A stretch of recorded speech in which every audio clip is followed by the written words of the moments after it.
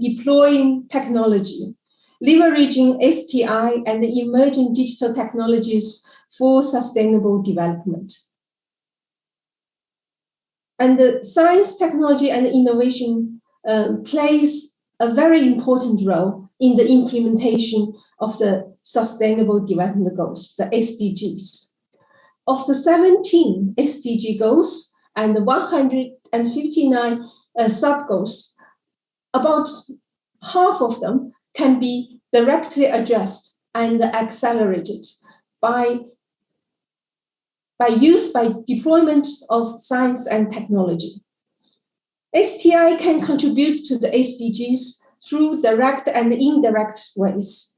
Directly, science technology can empower people by providing great connectivity and giving greater access to information, knowledge, resources, and markets. And also STI can help indirectly by enhance the delivery of public services, such as education, healthcare, and also other public services provision.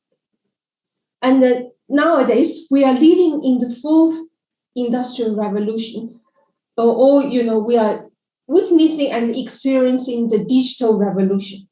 The emerging digital technology in particular can directly empower the grassroots in the marginalized society. And also they can make public services delivery much cheaper, faster, and more accessible, and also make the provision, the public services provision much more transparent. And today, in this panel, we are lucky that we have 8 distinguished speakers who will share with us their research, their thoughts, and their wisdom concerning the role of STI for sustainable development, how to leverage science, technology, and innovation for sustainable development. So each of our speakers will have 7 minutes. So I will be quite strict in policing the time to make sure every speaker will have sufficient time to express their ideas and their paper. Our keynote speaker for panel 5 is Professor Shahid Yusuf. Professor Shahid Yusuf is Chief Economist of the Growth Dialogue at George Washington University. And he was also the director of the World Development Report. So his talk today is entitled, How Can Digital Technology Drive Post-Pandemic Inclusive Development in Least Developed Countries and EMDCs? Professor Yusuf, the floor is yours.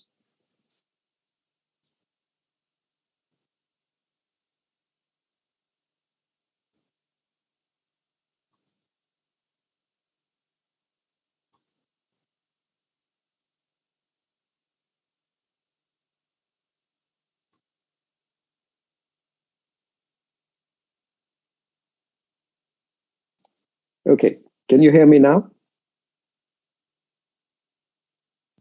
Yes, we hear you. Yes. Okay. Well, thank you for inviting me, and it's a pleasure to be joining you from Washington, D.C. to talk about the contribution of digital technology to growth.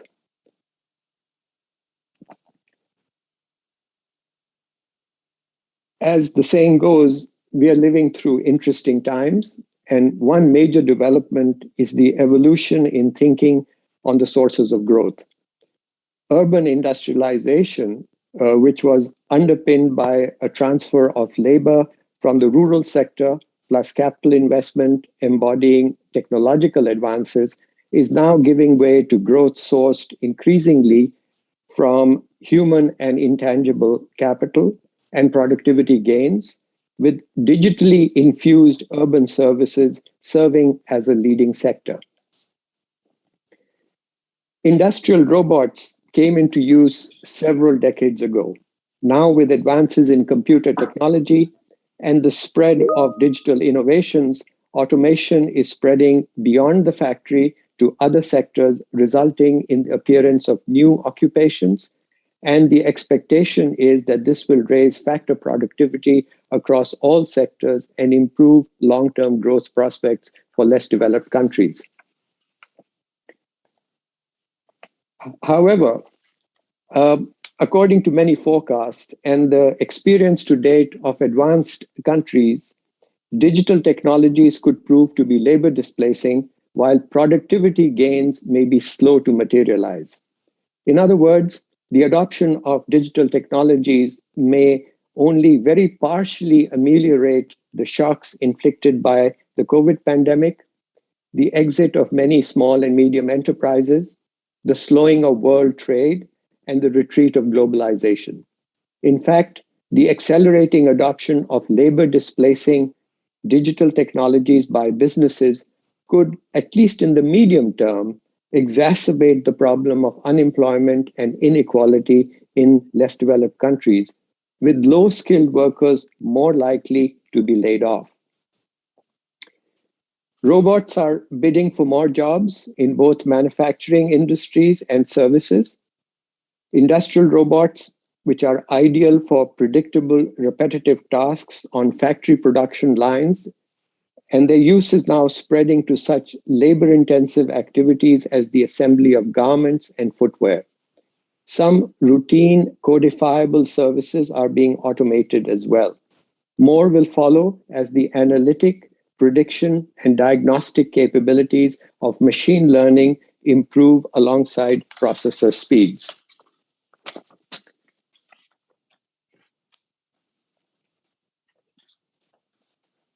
In addition, less developed countries, but not only less developed countries, will also be exposed to headwinds from climate change, which have already begun to take a toll on labor and land productivity, growth rates, and the quality of life.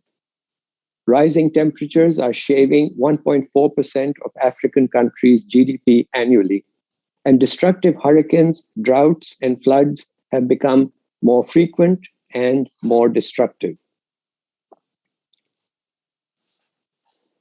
The latest reports from the IPCC and the IEA and other researchers suggest that there is about a 2-decade window of opportunity to build growth momentum by increasing investment in productive capacity and assimilating appropriate technologies that maximize employment opportunities.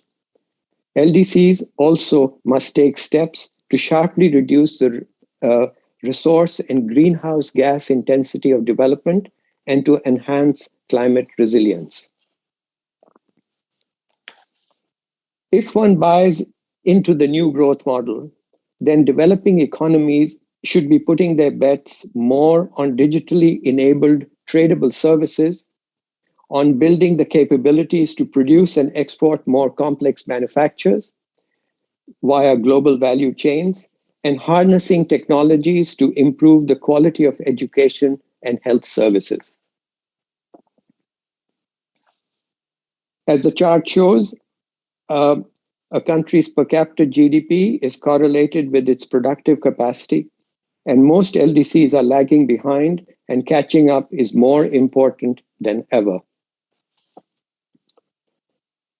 Developing nations are more likely to achieve rapid, resilient, and green growth through actions in 5 areas. Improving the quality of human capital and digital skills.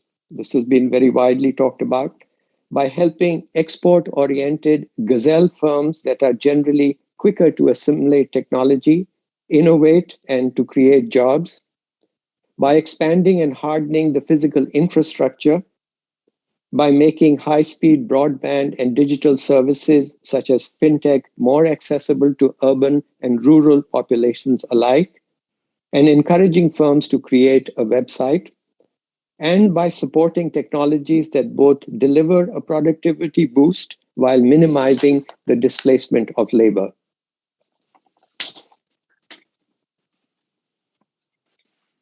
The research to date by the World Bank and others shows that large so-called superstar firms can serve as engines of growth, as they have in some East Asian economies. Those offering digital services can exploit network effects. On balance, they provide more and better paid jobs, generate vertical spillovers to firms that are in their supply chain, and especially the ones that engage in trade are also quicker to absorb new technologies to compete in the global marketplace. As you can see from the chart, digital infrastructure scores are correlated with per capita GDP, with developing countries, particularly in Africa, trailing the rest. There is some research on African countries indicating that access to fast internet has led to increased employment, household consumption, and to exports.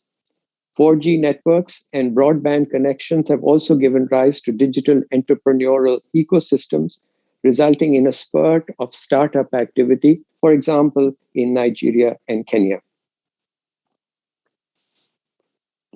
Digital technology can provide a helping hand, but it is by no means a silver bullet. LDCs must still give due attention to certain fundamentals, including governance, political and macroeconomic stability, a business environment that enhances allocative efficiency, openness to trade and foreign direct investment, and try to raise their rates of capital investment. Furthermore, a commitment to long-term development is vital, and a focus on innovation, on exploiting agglomeration economies, and developing managerial and worker skills. All these can increase the probability of a high growth episode. But first, all countries need to work together to bring the curtain down on the COVID pandemic. And by doing so, they can increase the likelihood not only of a V-shaped recovery for the global economy and a stabilization of globalization, but also recovery that lasts. I thank you. Thank you very much, Professor Yusuf. You have given a very visionary, inspiring talk and also managed the time very well. Thank you. And our next speaker is Mr. Eckenhard Ernest from ILO. He will talk about the impact of artificial intelligence on the labor market in now People's Democratic Republic and Vietnam. The floor is yours, Mr. Ernest.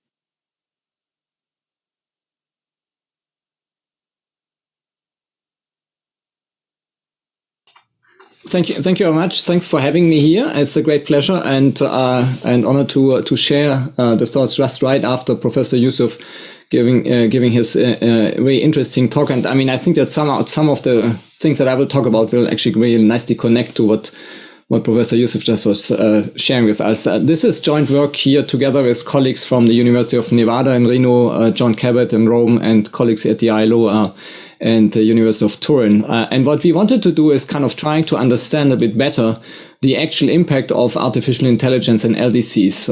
And we picked Laos because Lao PDR was one of those countries for which we had ideal data. I will tell more about this in a minute. So what's the motivation behind it? The problem really is kind of trying to understand how these new technologies will impact labor markets. It has been dominated. The analysis has been dominated mostly by research on the US. We kind of didn't see much else coming out, and most of the work was focused on what the occupational structure might look like once these new technologies were introduced. Fry and Osborne is a classic reference in this area, but there are others as well. And increasingly, two of our co-authors, Frank Fossner and Alina Sorgner, have basically looked into more broadly the spectrum of adjustments that happen on the labor market, not only in terms of job destruction, but also job transformation and adjustments. Now, the problem is that not only are occupations, the distribution of occupation different in different countries, but also the skill, the technological content of occupations are different, especially in countries like Laos, PDR. So some surveys exist outside the US. For Italy, STI-CP, Germany has something from the BIBB, and so these kind of surveys can be used to adjust them. But what we wanted to see is to what extent we can actually use skilled surveys that are particularly targeted at these countries to kind of provide an additional information set to transfer some of the knowledge we had for technological impact on labor markets in the US and other countries on these countries. And in particular, what we see is that we have the World Bank STEP survey as one of the key surveys in this area, which actually provides skills as how they are being used in different occupations across 28 countries across the world, including Laos, PDR.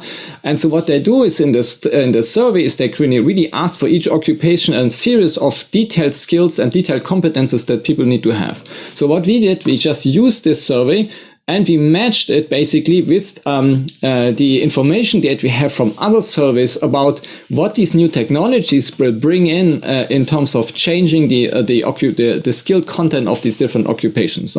And so one of the way we use this especially Brynjolfsson's work was to say about the suitability for machine learning indications can be brought down to 2,000 detailed work activities and then matched by a text similarity technique with the skills description in this World Bank STEP survey to provide alternative estimates on how this should look like in Laos. Now, quick look at the Lao labor market. So this is very different from what you obviously see in advanced economies and even in some other developing countries where most people still work in agriculture. There's a large part that is contributing family workers. So these people are really outside the realm of technological transformation because they're working inside families and not if they're not directly exposed to the market. And then you see that you have basically still a relatively small portion of people working as plant operators or craft and related trades. So these categories here are much smaller than you see in other countries. And actually here in terms of professionals and managers, the higher echelon of the labor force, if you want, is also relatively small in comparison. So these would be typically occupations targeted by AI.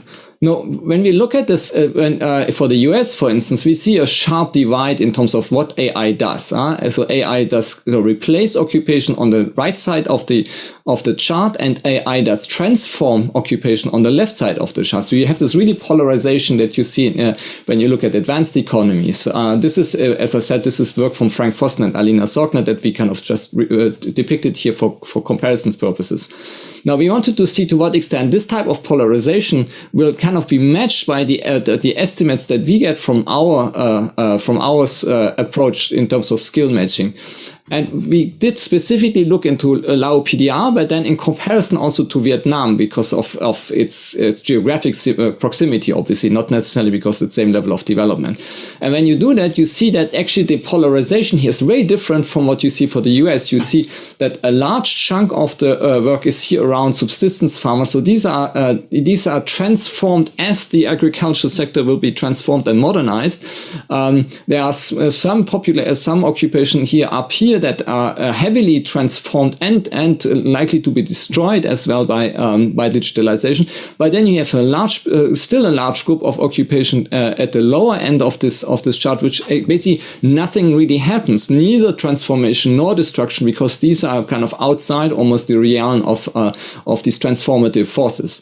The picture is a bit starker here in Vietnam if you compare this, where actually much more of the occupations are being in the entire kind of transformative nature of the digitalization process. And you see, this is basically what Professor Yusuf was telling before, that these occupations undergo a really kind of sharp transformation and likely destruction that you not see it to the same extent in Laos. And so the bottom line essentially is that Lao PDR is probably much further away, despite the effort of digitalization that you see also in this country, than other countries that are already a bit higher up the value chain. We have some more charts in the paper and some more discussion in the paper on what this transformation does. And I leave you here just with some quick conclusion and outlook. And what is important and interesting with the approach is that we actually found a way of extending the analysis of digitalization, the impact of digitalization beyond OECD countries by using this kind of text matching algorithm, using new sources of information about the skill content of occupation in different countries, including low and least developed economies, and which shows us that the pattern of digitalization and the pattern of polarization that is happening in these countries is very different from what you see in advanced economies. And here the last point is actually something that's in the paper, not in the presentation, is that there's a strong age and gender effect in Vietnam that is not observed to the same extent in Laos. So there is something new and novel to be taken out from this approach, and we obviously hope that we continue working on this and show you for more countries results along the same type of analysis. Thank you very much, and looking forward for the rest of the discussion. Thank you very much, Ernest. Again, you managed time very well, and also it's very interesting to see the labor market effect of artificial intelligence and how they are different, between the developed and the developing countries, and there are very important policy implications too in terms of how the developing countries should respond to the technological progress, and also how to benefit from it. Thank you very much. And our next speaker is Ms. Semi Yong from Yonsei University. She will talk about the effect of STEM education on teenager aspirations and the gender attitudes. The floor is yours. Thank you. All right, thank you, dear attendees and organizers of today's forum. I'm really grateful for this opportunity to share evidence from Tanzania, moving away from Laos now, on the impact of STEM education on gender norms. My colleagues Soyun at University of Illinois and Yuzin and I from Yonsei University in South Korea became interested in innovative ways to contribute to the achievement of SDG 4, quality education, and SDG 5, gender equality. And we realized that our research questions are aligned with so many other points discussed by speakers today, including UNFPA Director Kanem.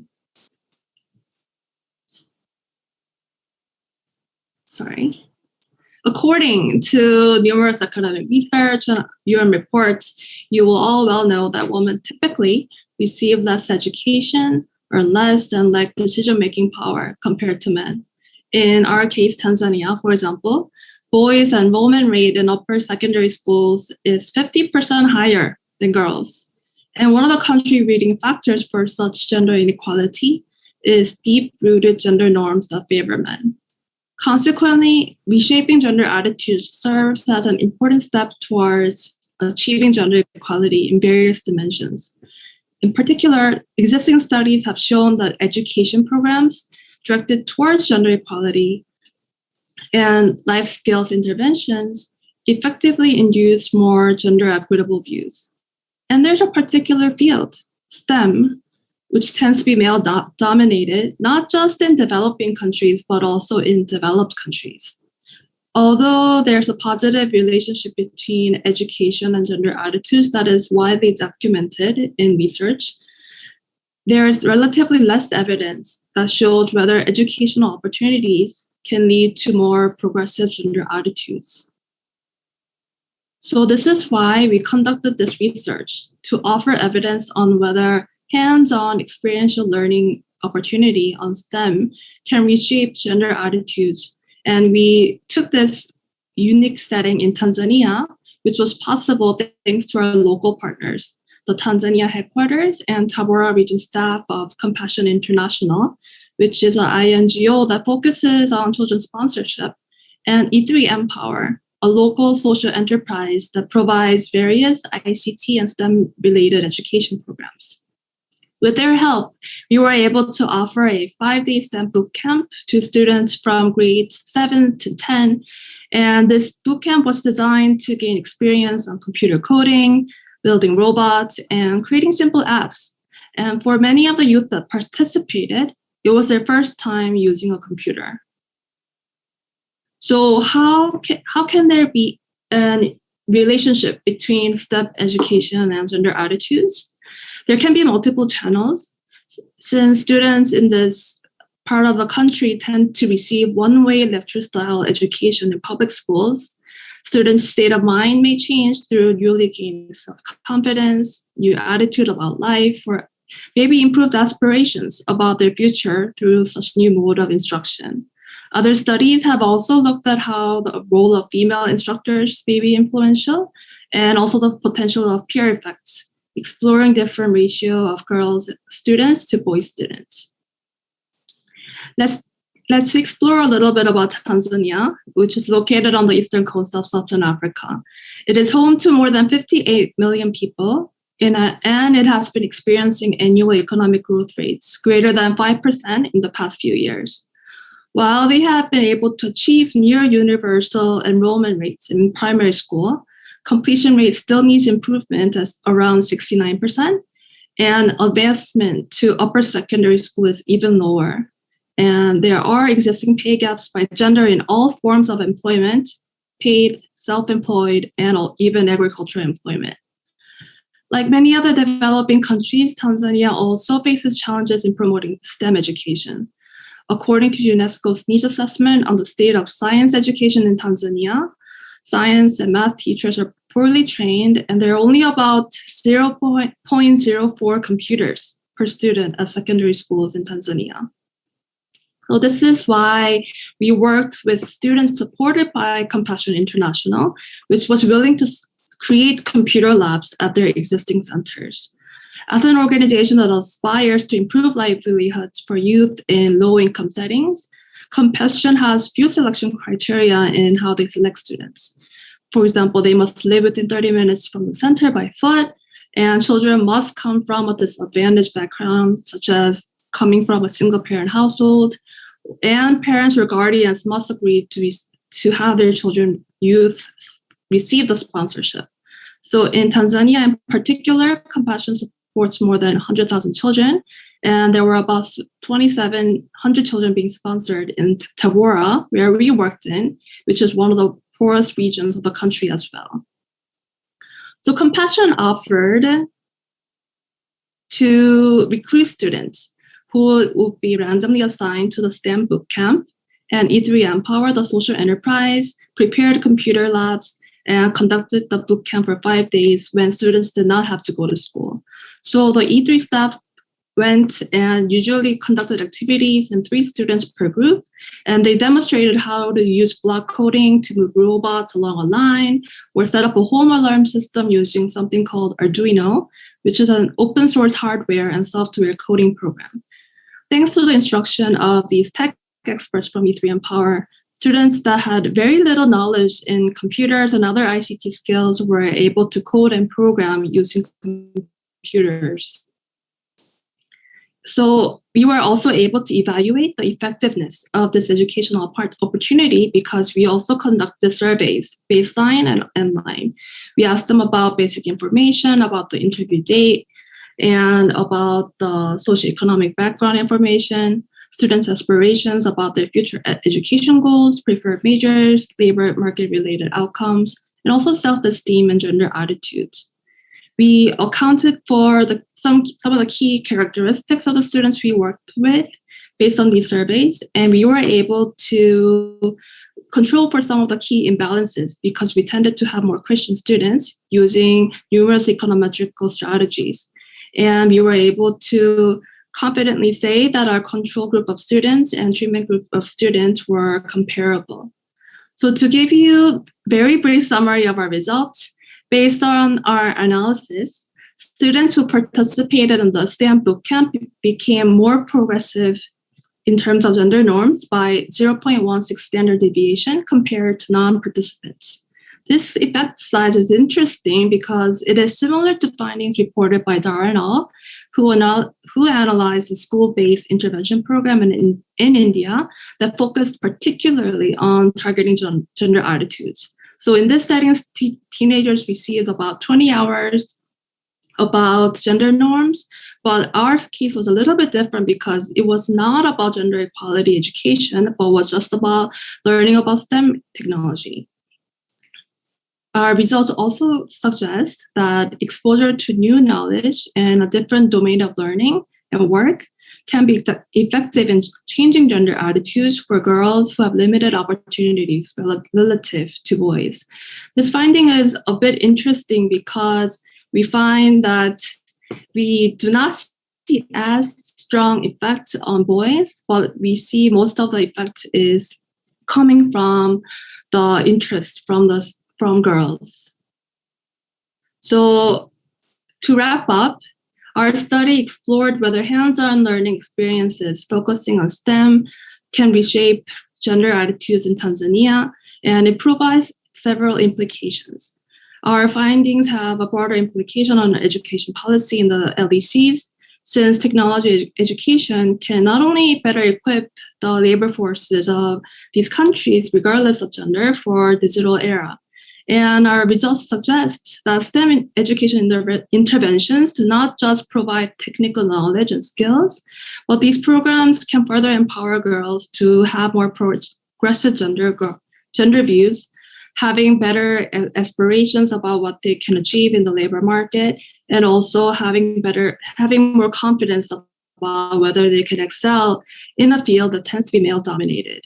Moreover, the program of our study shows that STEM education programs can be provided at a relatively low cost. There's a strong emphasis on STEM education in developing countries, but the quality is lacking because there are limited resources and lack of quality teachers. But our results suggest that we can actually provide such learning opportunities for youth in LDCs. And even if they have not had such experience before, providing them with these new opportunities can equip them with adequate skills to partake in the digital transformation. We hope that more youth in LDCs will be given similar opportunities to realize their learning potential, and also so that they can use their own skills to tackle locally unmet needs that were shared today. Thank you. Thank you, Semi. And your research provides very useful insights informing how we can address the gender gap through education policy. Thank you. And our next speaker is Ms. Eva Maria Eger from Rwanda. Her speech will talk about does connectivity reduce gender gaps in off-farm employment? So this is another research on gender gap based on evidences from 12 countries. The floor is yours. Thank you very much, and thank you for the organizers for letting me present this work here today to the distinguished guests. I'm Eva Maria Egger from Rwanda, but greeting you from Mozambique, where we have our country program. Can you see my presentation? Yes. Great. This is joint work with two colleagues from IFAD, the International Fund for Agriculture Development, and it actually was born out of the Rural Development Report in 2019 on youth. So if you're interested in more on the topic, it might also be worth looking at that report as well as, of course, at our paper. So we ask, broadly speaking, the question whether connectivity can help to overcome gender gaps in off-farm employment, and we focus on youth, and we use data from 12 low and middle income countries, including around 6 LDCs. So why do we care about this topic? Let me change the slide. There you go. So there's tons of evidence out there, and it's been mentioned today already in several panels, that employment for young women is a great driver of positive socioeconomic development for the women themselves, for their children that they might later have, but also for the economy as a whole. And it is a great important factor in achieving demographic dividend. However, if we then look at our data of these 12 countries, we actually see a huge gap in terms of participation in off-farm jobs, finding that around 33 million women less than men are working in this type of occupation. And there's a lot of literature out on looking at different factors that can constrain women's labor force participation. But what has not been investigated yet is whether this also has to do with the economic geography. Meaning, for example, are you living in a very rural environment or in a city? And so we focus on this question in this paper, and we document that actually gender gaps, especially around social norms, exist across all these economic geographies. So being more connected in more urban areas doesn't automatically lift certain constraints that women face. And we do this by using this large data set of comparable household surveys and combine it with geospatial data on population density.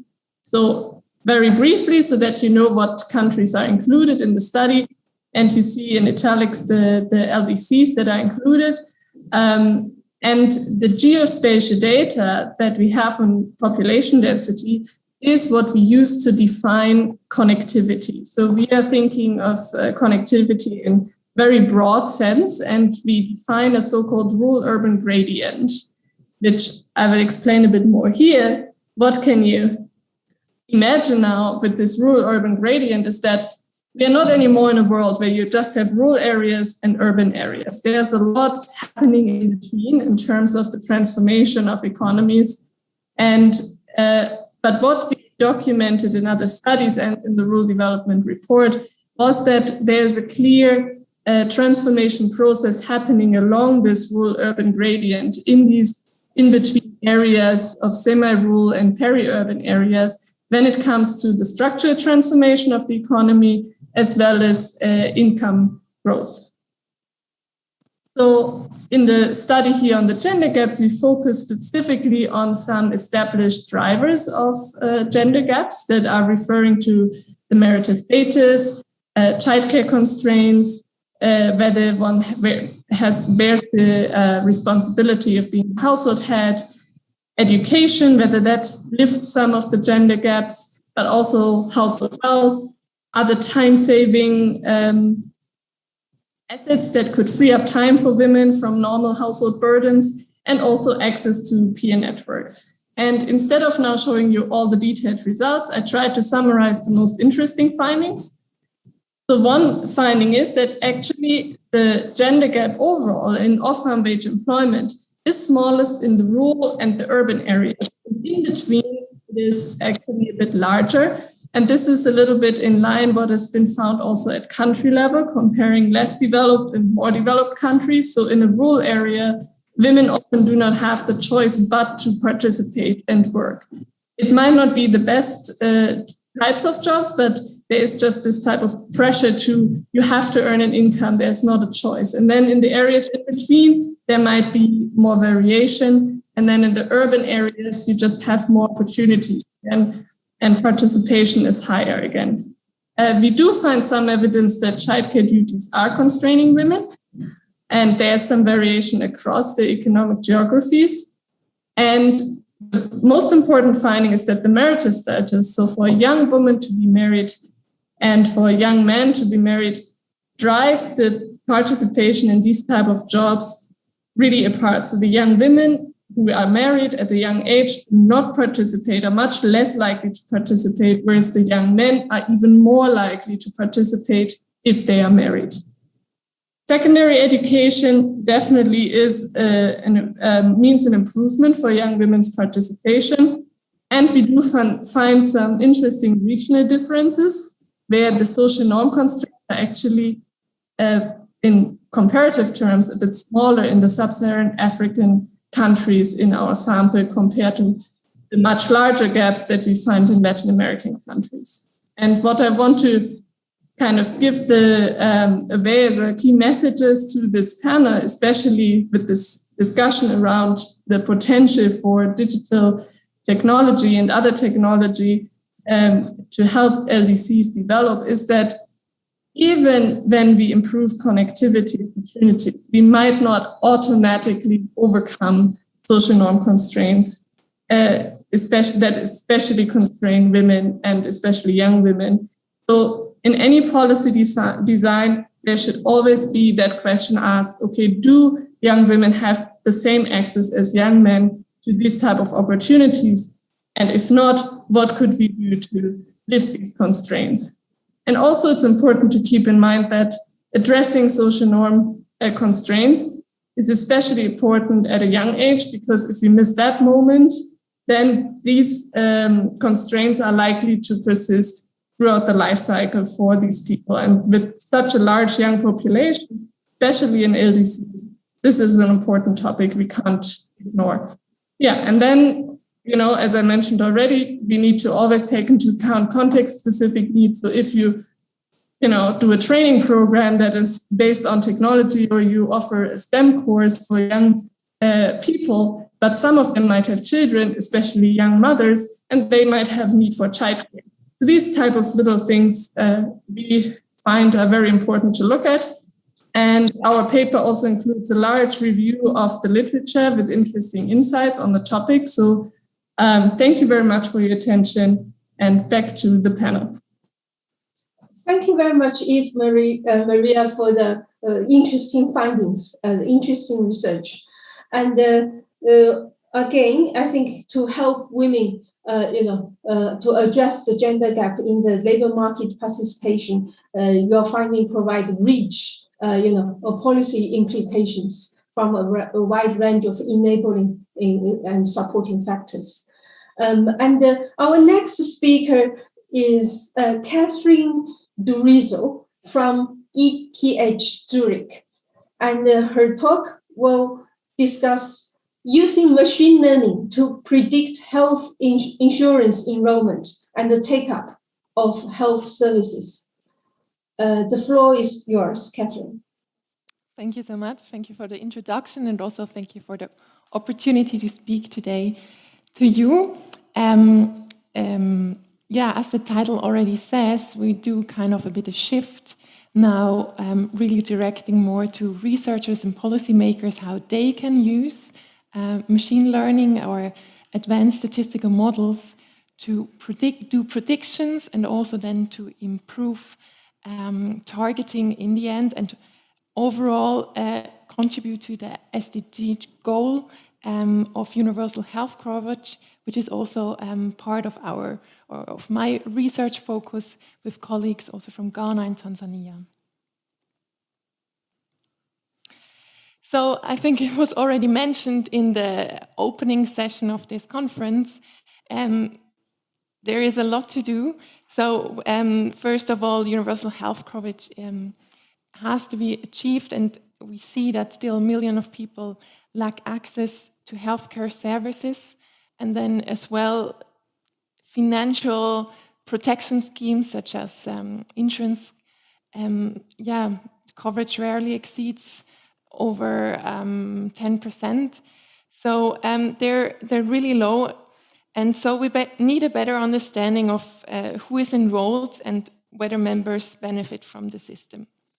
And what our aim in this paper is to better identify the population and kind of outline possible ways to improve targeting. So to people who has no or only limited to healthcare insurance, but also healthcare services. Sorry, it's good. So we're not the first paper looking at this, so there is actually a growing literature looking at how can targeting of policies be improved by machine learning techniques. There are many in high-income countries, but only a few in lower and middle-income countries. So I think there is a great opportunity there. And one study I want to highlight is the most recent one from Sone et al. And what they show in their study about welfare recipients in Australia, that actually case workers could better detect recipients by using this machine learning additional to the current system. And what was the overall advantage was also that it was with no extra cost. So they really show kind of a way how to better and to improve identification. Let's just to say, of course, that's not a causal impact what we measure, but it's really for all of those studies focusing on how can forecasts be improved, and especially how can out of sample prediction, I will come to that term later, how this can be achieved such that also the resources can be allocated more efficiently. And to our knowledge, there hasn't been one on universal health coverage, so on health insurance enrollment and also take-up of health services. So in our paper, we outline this case, and I think it's has great potential, especially for the context of low and middle income countries, because there, first of all, take-up rates are often low, and so it's good if we find models which can better predict such outcomes. And then there's also resources which are limited, so it's important that we can specifically target. And the third one is that data is less available, as we heard. The informal sector is quite large, so sometimes it's hard to know and to understand which are the people which we want to target. So since I cannot explain the whole machine learning technique today, I will just want to give you a brief, in 2 slides, a brief overall and simplified idea of what we did. So I think, first of all, it's important to know we use 2 data sets, the DHS and the census data, and available for all sub-Saharan African countries. And the DHS had information on health outcomes, which we were interested in, but has rather few observations and also representative on regional level, wherever on the census data we had much more enriched data, much more observations, but less information on health. And to kind of put that together, that helped us so that within the sample of the DHS data, we could train a model and also test it. I think that's a real advantage of the machine learning technique, that we can also kind of say something about how well it predicted. So using this led to what we can show in the paper, to more accurate predictions of enrollment, but also take-up compared to the classical approach. And then, since we could train and test this model, we could apply it then to also the census data, which had not the outcome variable, but where we had much more observation. And that led to the 2 points that we were able to predictions on a smaller geographical level, so on district or even community levels, and also for countries which were not included in the data. And okay, so that didn't work. So as you can see here, a map of Ghana showing some smaller grid predictions, and I think I will skip that, but that enables policymakers, for example, to do this, as well as to do also predictions for the red dots, which were countries which were not included in the DHS data. So to conclude, I think, it's back. Good to conclude, I think we could really show an approach which improves predictions, and this led, of course, can be used for policymakers to improve targeting, as well as also other studies said, complement to current systems. So not to replace them totally, targeting systems, but at no extra cost to complement current systems. Second, it could highlight spatial inequalities by showing these maps of a much finer grid. And third of all, also giving insights for countries where no data is available by learning from other countries and kind of using this for predictions. So thank you so much, and I'm happy to discuss afterwards if you have questions or interested in the technique. Thanks.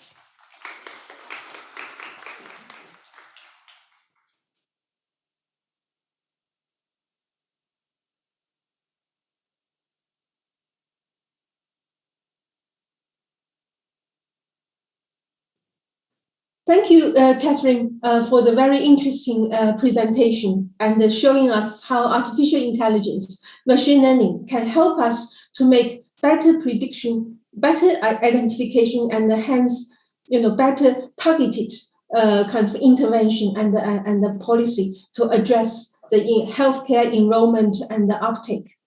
I noticed there are some questions in the chat box, and let's collect all these questions after our discussants talk. So we have 3 discussants today, all very 3 distinguished experts. Our first discussant is Mr.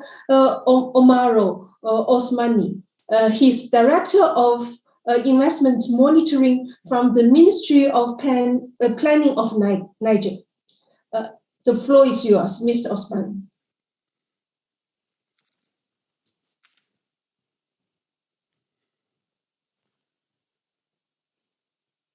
Alors, merci bien, distingués participants. C'est un honneur pour moi de prendre la parole à la suite donc. Thank you very much. Dear participants, I'm honored to be taking the floor after such distinguished speakers. Today, I would like to present the experience of my country, Niger, on the use of digital technologies for growth. The development of my country has adopted a new strategy, Niger 2.0. It's a visionary approach, and we have a planning framework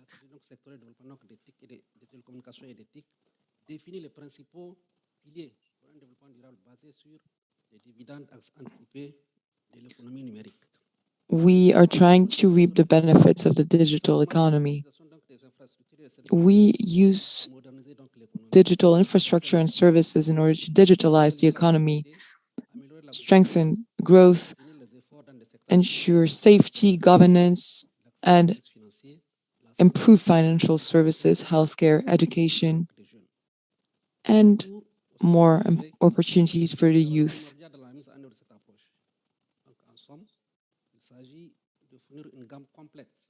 Together, we are trying to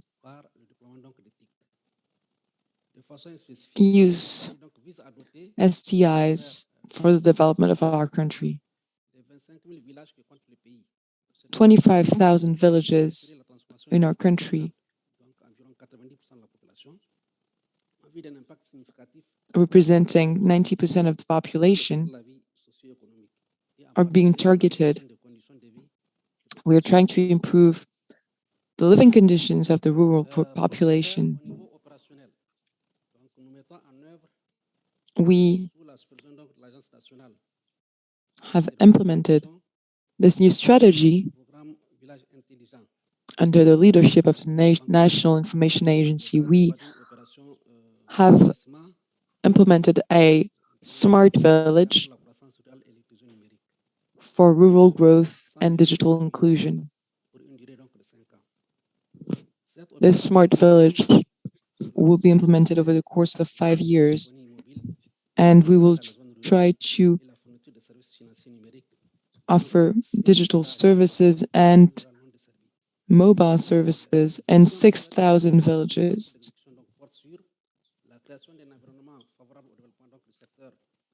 We are trying to create a welcoming environment for companies, and we are trying to improve connectivity in rural areas, particularly for the 6,000 villages that I just mentioned.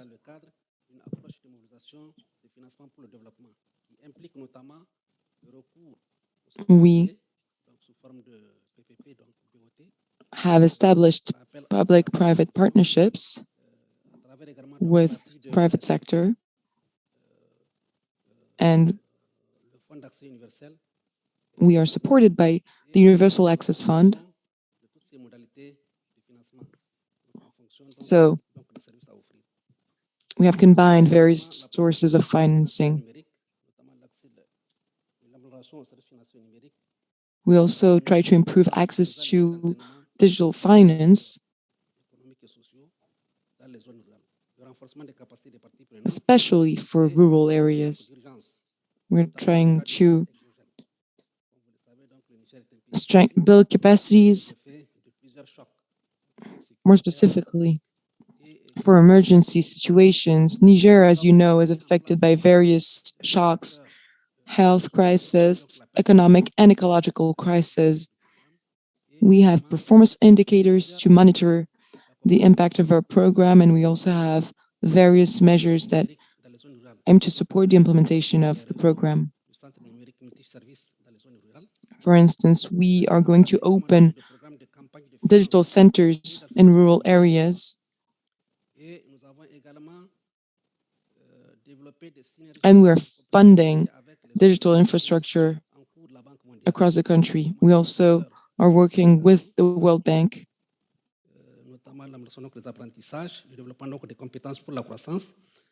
to foster skills for growth in the sectors of energy, agriculture. We're trying to promote women and offer public services.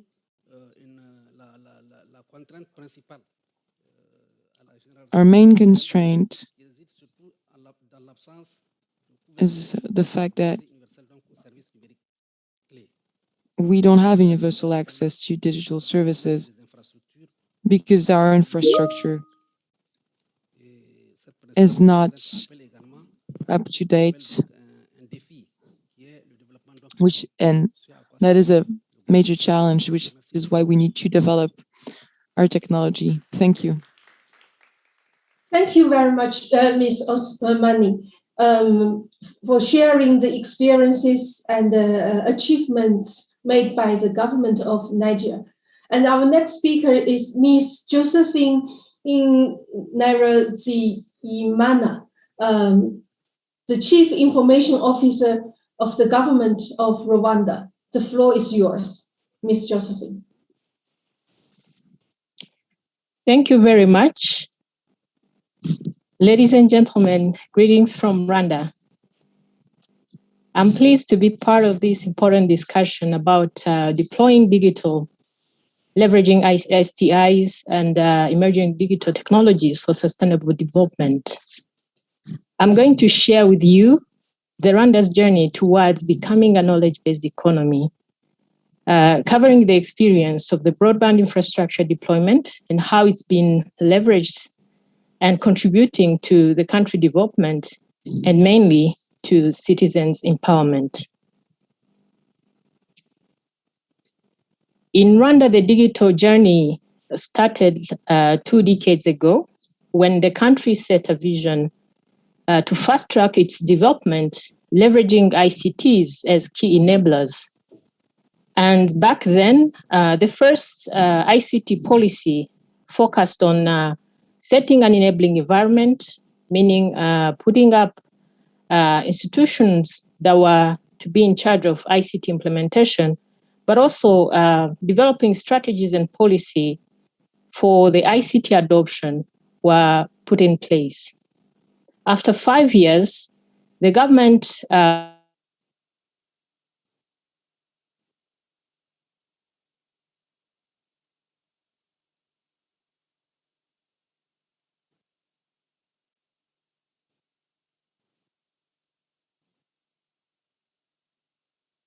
It seems we have lost the connection for Ms. Josephine.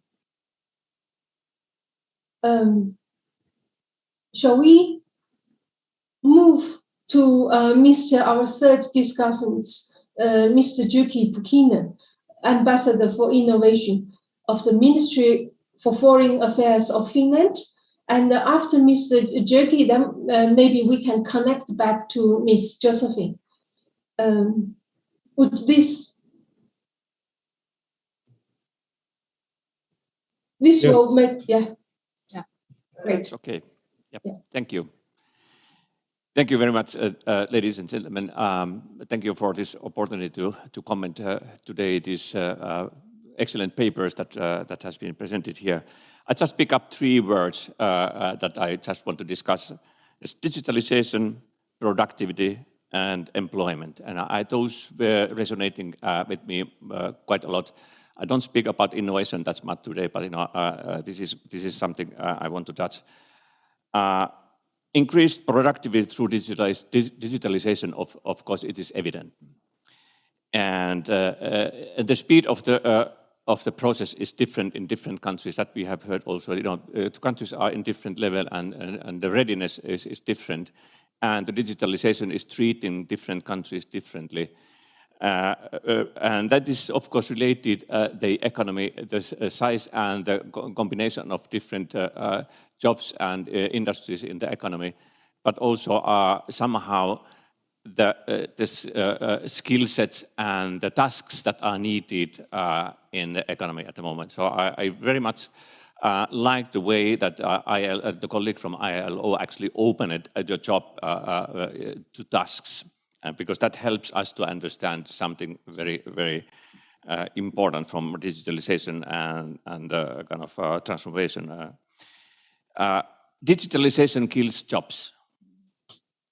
If you are a minister in developing country, if this is the message that you are saying in digitalization, and you have 60–70% unemployment in the country, you are not very long time as a minister.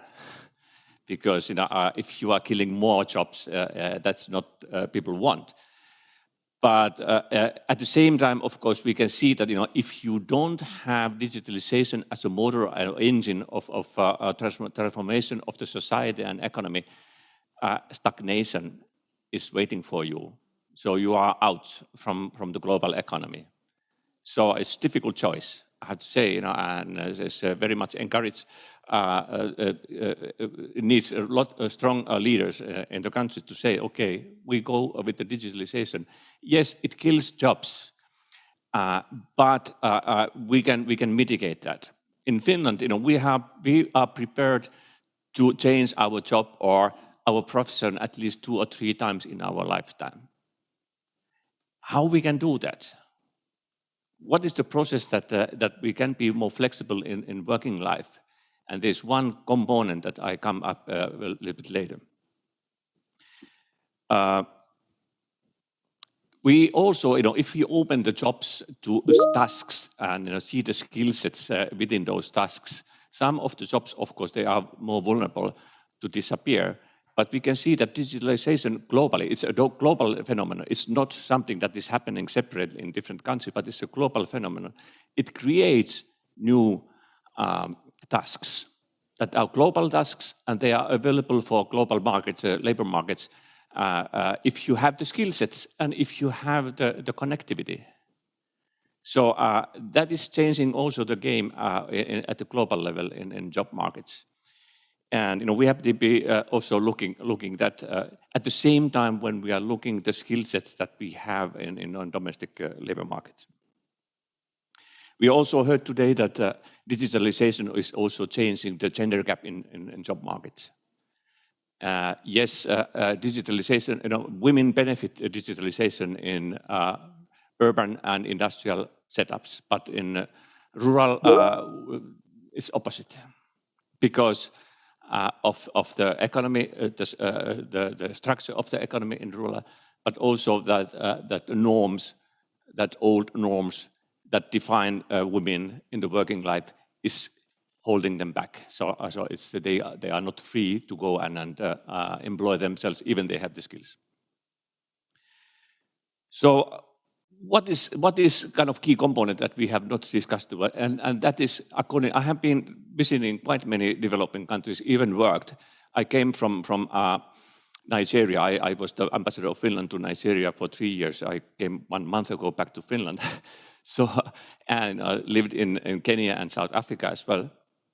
But I have noticed, there's one component that is still kind of underdeveloped in many of the developing countries.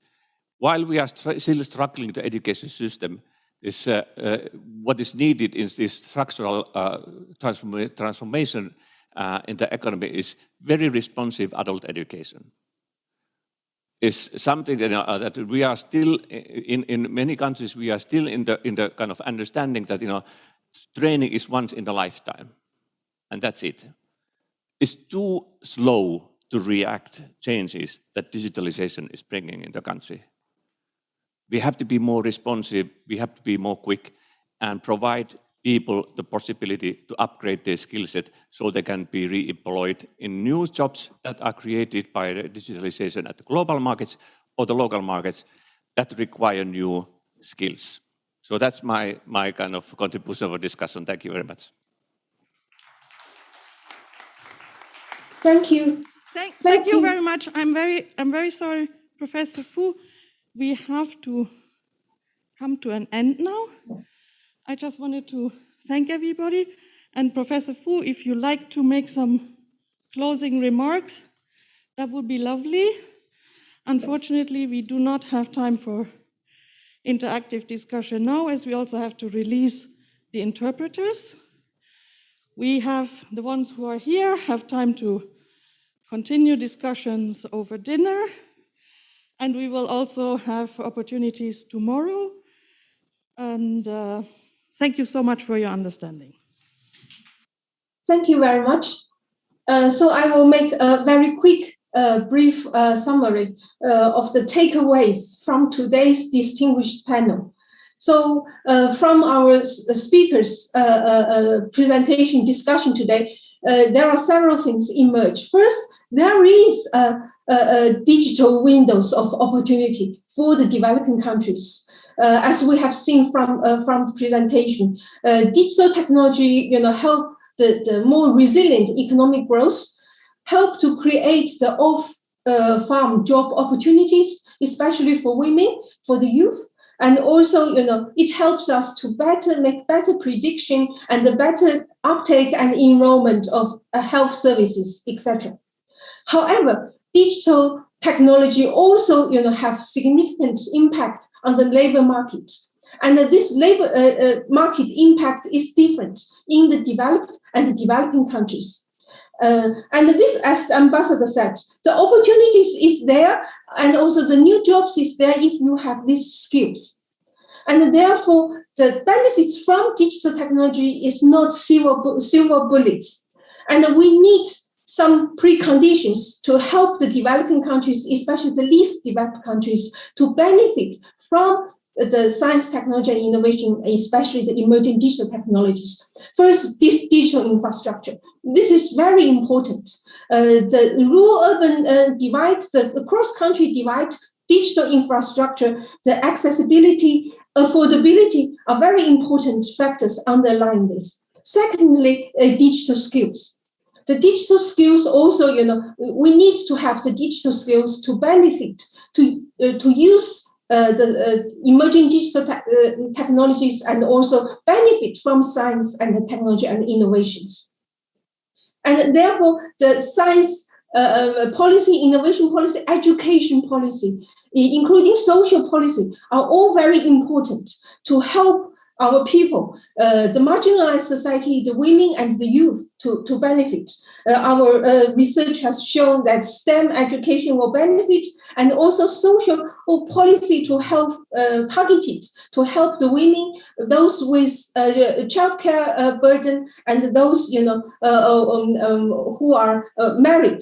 So to help the women and also change the social norms and the education policy are also very important.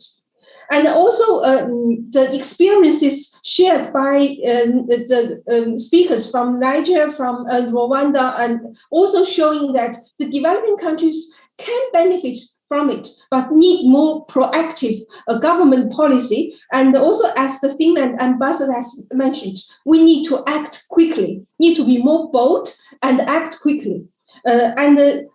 For the developing countries, because digital infrastructure, digital technology is very capital intensive and skill intensive. Therefore, global cooperation and global support to the least developed countries is very important to help them to build up the digital infrastructure and the digital skills and enable them to benefit from the science technological progress that's offered by the fourth industrial revolution. We need a global industrial policy for the digital technology sector. That's my summary. Thank you.